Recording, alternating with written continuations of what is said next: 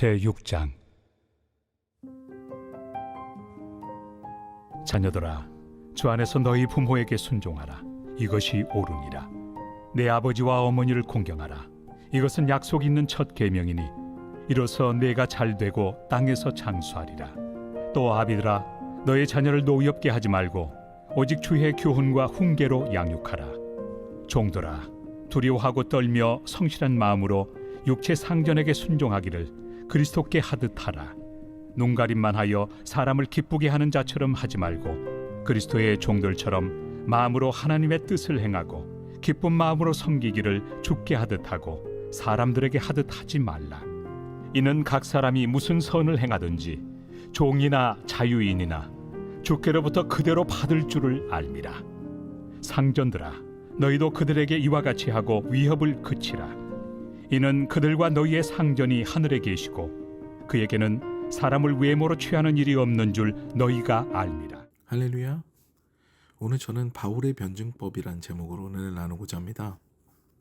변증법을 설명하는 데 가장 재미있는 개념은 종과 상전의 개념입니다. 상전은 종에게 재화를 공급하기 때문에 종의 노동을 받는 것이 당연하다라는 것이 정의라면, 상전은 종에게 노동을 제공받아서 편함을 누리게 되므로 종에게 재화를 공급하는 것이 당연하다라는 것이 반에 해당합니다. 결국 따지고 보면요, 정과 반은 모순에 해당합니다. 전혀 다른 논리인데 그런데 둘 다 틀리지 않아요. 맞는 것이 기가 막힌 일이죠. 이와 같은 예는 참 많습니다. 불과 얼음을 가까이 두게 되면요, 얼음은 불에 의해서 녹게 되겠죠. 그리고 불은 얼음에 의해 온도가 낮아지게 됩니다. 이런 모순 가운데서 진리를 찾아가는 것이 바로 변증법인데요. 정과 반, 이 서로 상대되는 개념을 견주어서 합을 찾아가는 것이 변증법에서 이야기하는 진리입니다. 오늘 바울은 이 변증의 논리로 진리로 굳어진 사회적 명제에 새로운 시각을 제공하는데요. 바로 두 가지의 관계. 이게 굉장히 진리라고 생각되어지는 그 사회적 명제가 있는데요. 그 두 가지 관계에 대해서 설명을 합니다. 하나는 자녀와 부모의 관계고요. 다른 하나는 종과 상전의 관계입니다. 이것을 우리가 잘 이해하려면요, 바울 당시의 시대적 문화를 먼저 살펴봐야 되는데요. 이때는 노예제도가 합법이었고요. 자녀들은 보통 부모에게 종속되어 있었습니다. 그 이전에 고대 근동에서는요, 자녀들의 인신제사까지 벌일 정도로 자녀는 소유물로 인식되었죠.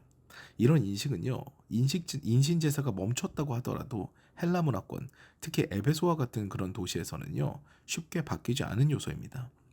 사실 기독교의 진리는 하나님 아래 모든 사람은 동등한 인격으로 존중받는다, 이거죠.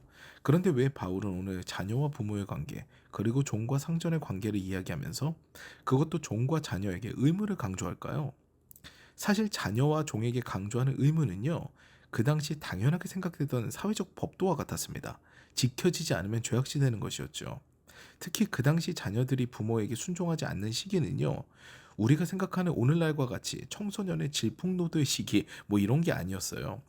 시간이 흘러서 경제권을 상실하고 힘이 없는 부모를 내버려 두는 자녀들이 많았던 것이 그 당시 사회였지요.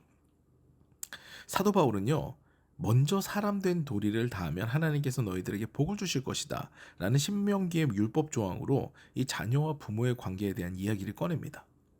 그리고는요, 정작 바울이 하고 싶은 이야기는요, 4절에 등장하죠. 정을 꺼내고 곧바로 반을 꺼내는 바울입니다. 그 당시 자녀들이 순종하는 것은 당연한 일이었지만 아비가 자녀를 노엽게 하지 않는 것은 당연한 이야기가 아니었거든요. 바울의 이야기는 아비들아, 너희 역시 자녀의 순종을 받을 만한 인격을 갖추어라.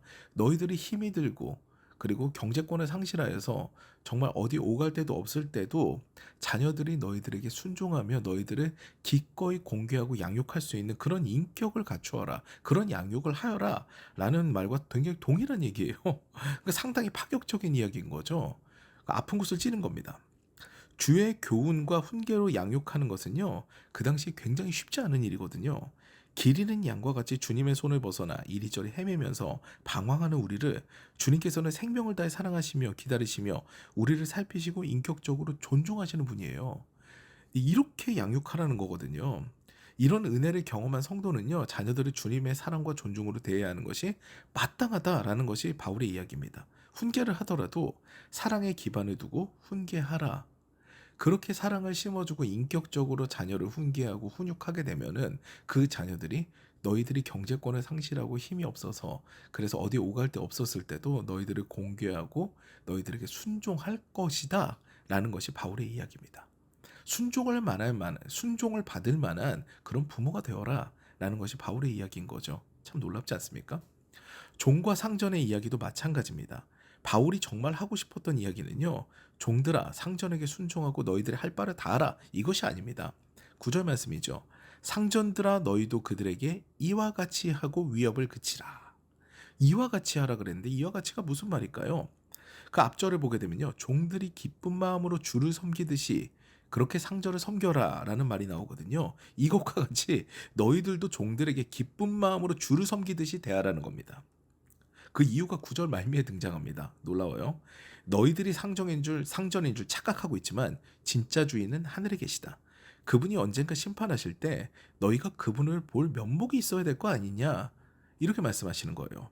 사랑하는 여러분, 우리가 다른 누군가를 대할 때요. 우리는 늘 이 개념을 생각해야 됩니다. 하나님 아래에서 모두 동등한 인격이에요. 부모와 자녀도 그리고 고용주와 피고용인도 마찬가지입니다. 또 교회에서도 마찬가지예요. 직분을 받았다고 안수를 받았다고 신앙의 연조가 깊다고 나이가 많다고 경험이 많다고 해서 어느 누구보다 우월할 수 없는 것이 교회 공동체에서 맺게 되는 개인적 관계예요. 예수를 더 깊이 알게 되면요. 더 섬기는 자리를 찾아가게 되어 있습니다. 낮아지는 자를 주님께서 오히려 높이시는 것이 하늘나라의 법칙이지요. 늘 겸허하게 다른 이들을 주님께 하듯 사랑하며 기쁨으로 섬김으로 하나님 나라의 공동체를 이 땅에서 세우게 되는 그런 귀한 사명 감당하시는 저와 여러분 되시기를 주님의 이름으로 축원합니다.